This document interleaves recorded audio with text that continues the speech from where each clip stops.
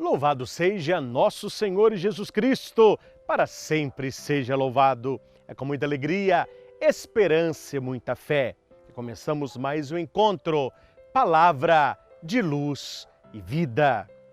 Estamos partilhando lições valiosas do livro de Samuel. Estamos a cada encontro aprofundando, avançando nos capítulos. Hoje nós vamos refletir, para que você acompanhe da sua casa, o capítulo 5, primeiro livro de Samuel, e o capítulo 6 até o versículo 21. Então, todo o capítulo 5 e o capítulo 6 até o versículo 21. Só para contextualizar, nos programas anteriores, nós vimos que Israel guerreou com os filisteus e perderam por 2 vezes. Os filisteus roubaram a arca. Ofni e Finéias foram mortos no mesmo dia. O seu pai Eli, ao receber a notícia, ele cai da sua cadeira, bate a cabeça e morre. Trágico. É isso que acontece quando as pessoas vivem como se não houvesse Deus. No nosso encontro de hoje, nós avançamos no estudo do livro de Samuel. Então, abra a sua Bíblia no capítulo 5 e vamos agora pedir a Deus que nos mostre quais as lições que este texto sagrado tem para todos nós. Gratidão a você por estar comigo neste encontro.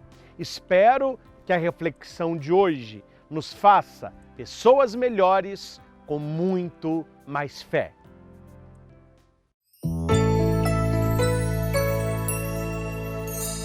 Palavra de luz e vida.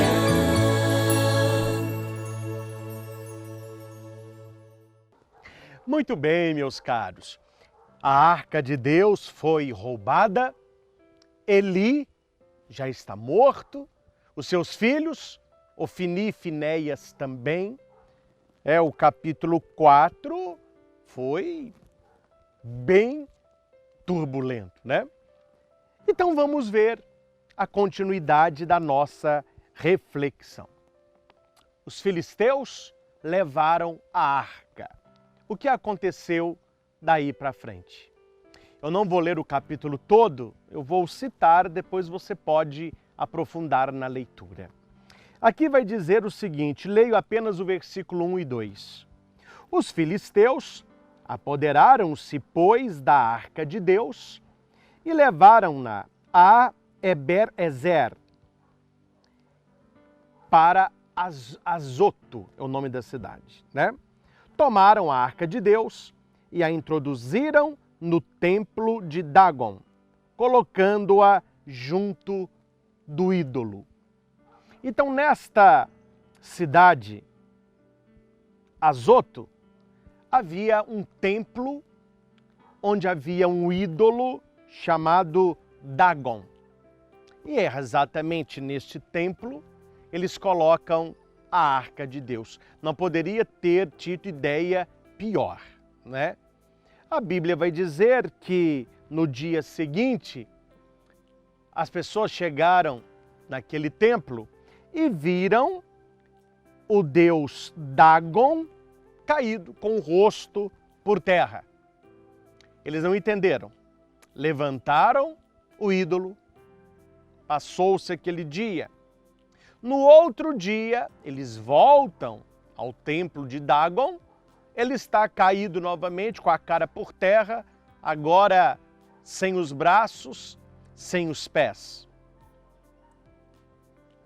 Veja como todo ídolo, ele vai caindo e vai se quebrando na presença de Deus.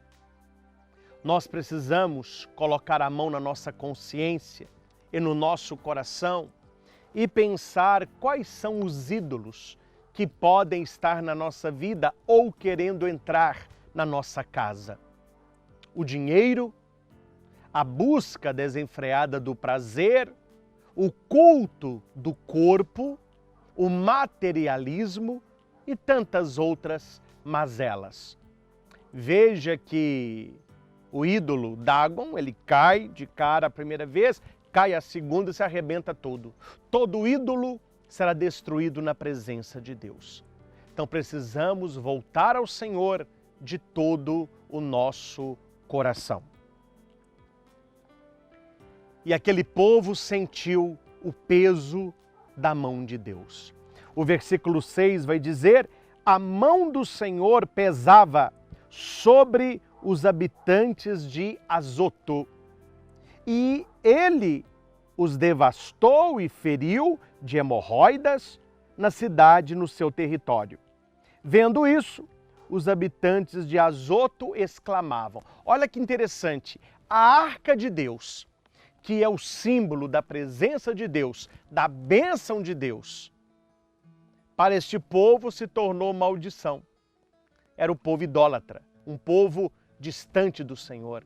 E esse mesmo povo dizia: a arca do Deus de Israel não ficará conosco, porque a sua mão pesou sobre nós e sobre Dagon, nosso Deus. Ou seja, o nosso Deus não é o Deus de Israel, o nosso Deus é Dagon. É aquele Deus que caiu com a cara no chão, que quebrou os braços e as pernas. A arca de Deus, então, é levada para Gat. G-A-T. É o versículo 8. Chegando naquele lugar, a mesma coisa aconteceu. A mão de Deus pesou sobre aquele povo. O povo não queria mais a arca. Mandaram a arca para Acaron. E aconteceu a mesma coisa. A mão de Deus pesou sobre aquele povo. Olha o versículo 11. Convocaram todos os príncipes dos filisteus e disseram-lhe: os filisteus estão sendo castigados por Deus. Um povo que não se curvava perante o verdadeiro Deus. Como eles diziam, o Deus invisível de Israel. Mas era o verdadeiro Deus. E olha o que eles vão falar. Devolvei a arca do Deus de Israel. Aquele povo que venceu Israel, agora, perante tanta tragédia, tanta calamidade, eles querem devolver a arca. Devolvei a arca do Deus de Israel, que ela volte para o seu lugar e não nos faça perecer com todo o povo. Numa outra palavra, devolva essa arca, senão todos nós vamos morrer. Todos nós vamos morrer. Reinava na cidade um pavor mortal, e a mão de Deus fazia-se sentir rudemente. Aqueles que escapavam à morte eram feridos de hemorroidas. Da cidade subia até o céu um clamor angustiado. O povo estava sendo castigado. Então chegaram a uma conclusão. Olha, como nós não estamos com Deus, vamos devolver aquilo que é de Deus. Você serve ao Senhor? A sua vida está guardada nas mãos do verdadeiro Deus? Aquele Deus que no Antigo Testamento se manifestava ao povo pela Arca da Aliança. Hoje, nas nossas igrejas, existe a capela do Santíssimo Sacramento. Lá está o sacrário, onde está o Santíssimo Sacramento. O sacrário é a nova Arca da Aliança. Claro, na Bíblia, a nova Arca da Aliança é Maria Santíssima. E nas nossas igrejas é o sacrário. Quando você tem no seu coração um espírito de adoração verdadeira, este Deus é por você. Este Deus é por você. Mas quando nós nos afastamos do verdadeiro Deus e começamos a nos envolver com os ídolos deste mundo, não que Deus vá se vingar de nós, mas o nosso afastamento de Deus nos faz ter a sensação de que a mão do Senhor pesa sobre nós e tudo começa a dar errado. E aquele povo, os filisteus, só tem uma saída. Vamos devolver a arca de Deus. Aquilo que é bênção para muita gente, para nós não o é. O capítulo 6, depois você leia até o versículo 21, ele vai relatar tudo o que acontece para esta devolução da arca. Quero destacar pouca coisa. Aqui, no versículo 2, eles perguntam: que faremos da arca do Senhor? Dizei-nos como havemos de devolvê-la ao seu lugar. Então eles tomam uma decisão: não vamos entregar somente a arca, vamos com ela enviar presentes, ofertas. E aqui eles perguntaram: mas o que nós vamos fazer? O que nós vamos enviar junto da arca? O versículo 4 diz: 5 tumores de ouro, 5 ratos de ouro, conforme o número dos príncipes dos filisteus, porque foi esta praga que vos feriu a vós e aos vossos príncipes. Farei, pois, figuras de vossos tumores e figuras de ratos que devastam a terra. Dai assim glória ao Deus de Israel. Talvez retire ele a sua mão de cima de vós, de vosso Deus e de vossa terra. É um versículo bonito, porque mesmo eles devolvendo a arca para o Deus de Israel, eles estão vendo que este é o verdadeiro Deus. E mesmo assim, eles não se voltam ao Senhor. Eles preferem entregar a arca, eles preferem devolvê-la. Porque aqui está escrito: vamos devolver esta arca, talvez o Senhor tire a sua mão de nós. Eles reconhecem o poder de Deus. E quantas pessoas hoje estão levando para cara fora, nada dá certo na vida, o trabalho não vai, o estudo não vai, o relacionamento está ruim, a saúde está péssima, e eles não voltam ao Senhor. Eles não se movem o coração pela fé, pela adoração. Pelo menos nisso, os filisteus tiveram juízo. Vamos devolver esta arca. E o texto vai dizer que arrumaram 2 vacas, colocaram a arca, a vaca pegou uma direção e foi naquela direção. Eles deixaram a vaca ir até que elas chegaram ao território dos Betsamitas. Ali, levantaram os olhos, viram a arca e alegraram-se. O carro chegou à terra de Josué. Olha como a palavra de Deus vai sendo construída. A arca é roubada pelos filisteus, a mão do Senhor pesa sobre eles. Aonde eles levam essa arca? Ali o povo é destruído, resolvem devolver a arca, pegam 2 vacas, as vacas vão andando para o território dos Betsamitas e eles chegam à terra de Josué. Olha como que Deus vai fazendo o seu caminho, mas no final acontece os seus desígnios. Assim é na nossa vida. Por mais difíceis que estejam as coisas para você, se você é uma pessoa de fé que crê no Senhor, tenha certeza, por mais que a coisa demore, vai chegar a tua hora, vai chegar a tua graça. Cada coisa estará no lugar devido. Cada coisa voltará ao seu devido lugar. Tenha fé. Isso aconteceu com a arca de Deus e vai acontecer também na sua vida. Só que os habitantes aqui, os Betsamitas, olharam dentro da arca, o que era proibido. E aqui já estou no finalzinho do capítulo 6.